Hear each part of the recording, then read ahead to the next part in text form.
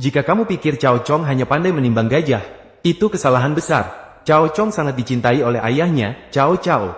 Sebenarnya kecerdasan bukanlah alasan utama, melainkan karena dia memiliki hati yang penuh kasih. Suatu hari, Cao Chong pergi bermain ke gudang.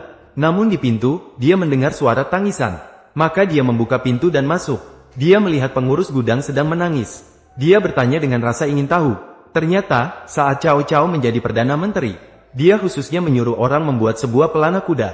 Pelana kuda ini tidak hanya dibuat dengan baik, tetapi juga dihiasi dengan batu permata. Cao Cao biasanya tidak mau menggunakannya. Hanya saat perang besar dia akan menggunakannya. Namun hari ini, saat pengurus gudang memeriksanya, mereka menemukan bahwa pelana kuda itu telah digigit tikus. Pengurus gudang tahu bahwa bencana akan datang. Maka dia menangis dengan sedih. Mendengar hal ini, Cao Chong sangat merasa simpati terhadap nasib pengurus gudang. Dia menenangkan pegawai gudang agar tidak khawatir.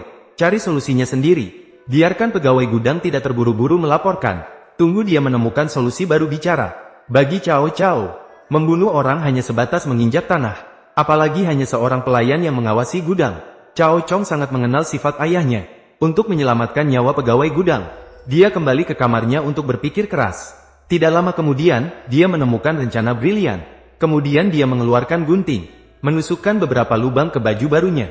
Melihat baju seperti digigit tikus, barulah Cao Chong tersenyum puas. Saat itu bawahannya datang ke kamar. Cao Chong segera mengubah ekspresinya.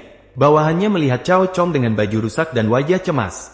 Terkejut dan segera melaporkan kepada Cao Cao. Cao Cao sangat mencintai anaknya ini. Langsung datang untuk mengetahui situasi.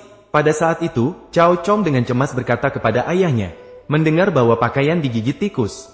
Itu sangat tidak baik, pemiliknya akan mengalami kesialan. Sekarang pakaiannya digigit tikus. Sepertinya sesuatu yang buruk akan terjadi. Setelah mendengar itu, Cao Cao sibuk menghibur anaknya. Semua itu omong kosong. Takdir ditentukan oleh diri sendiri, bukan oleh langit.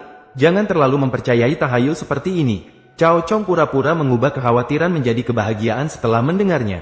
Benarkah? Tentu saja itu benar. Saya tidak pernah percaya pada hal semacam ini. Kemudian, Cao Chong memberitahu pegawai gudang rencana briliannya untuk menyelesaikan masalah. Keesokan harinya, pegawai gudang datang untuk meminta maaf.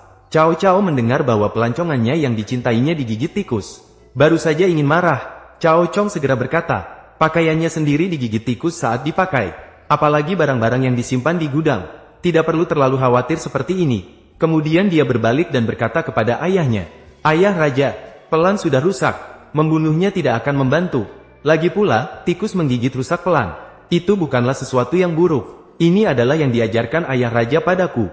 Benarkah, ayah raja? Maka biarkanlah dia. Begitulah, Cao Chong bertindak dengan bijaksana dan berani. Sehingga sejarah kembali kehilangan satu mayat tanpa nama. Dan Cao Cao juga teringat akan perilaku Cao Chong belakangan ini. Seketika mengerti maksudnya, Cao Cao merasa sangat lega dengan hal ini. Semakin berharap besar pada Cao Chong. Jika tidak meninggal terlalu dini, Cao Chong